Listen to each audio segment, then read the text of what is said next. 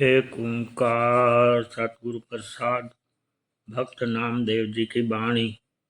सबे घट राम बोले, रामा बोले, राम बिना को बोले रे।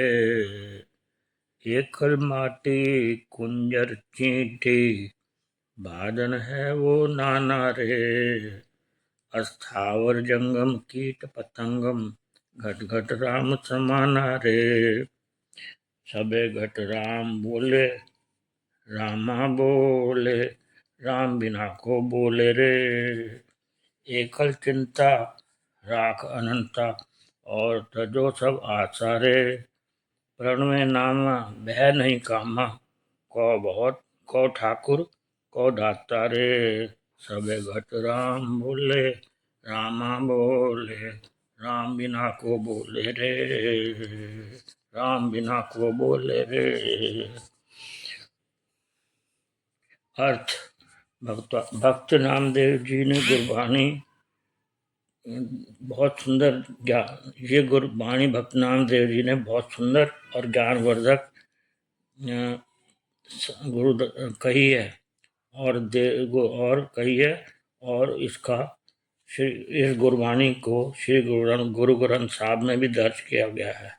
इस गुरबाणी के अनुसार पारब्रह्म परमेश्वर को एक मिट्टी के बर्तन और खिलौने बनाने वाला कुम्हार पॉटर के उदाहरण से समझाया गया है। जिस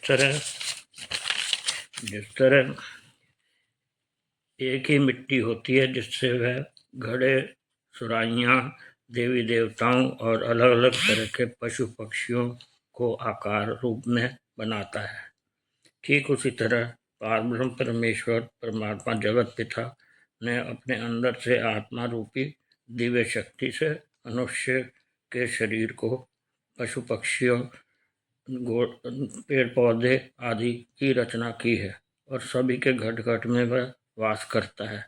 इसलिए उसे वासुदेव के नाम से भी पुकारा जाता है। सभी के घट में राम का वास सदा रहता है। उस दयावान राम का सदा सिमरण करो। वह परमात्मा का अंश आत्मा शक्ति एक छोटी सी चींटी में भी वास करती है और वही आत्मा शक्ति सबसे विशाल हाथी में भी वास करती है और वही आत्मा शक्ति नाना प्रकार के जीव जंतुओं में भी वास करती है। वही आत्मा शक्ति अस्थावर पहाड़ और चलायमान नदी, झरने आदि में भी रहती है। वही कीड़े मकोड़ों और उड़ने वाले पतंगे, तितली आदि में भी वास करती है। नामदेव जी फिर कहते हैं कि जब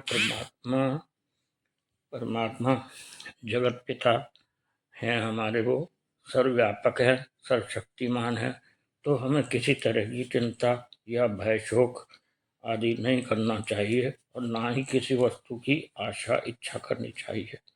परमेश्वर पर भरोसा रखना चाहिए क्योंकि वह हमारा दाता है और हमें पालता है और पालनहार है।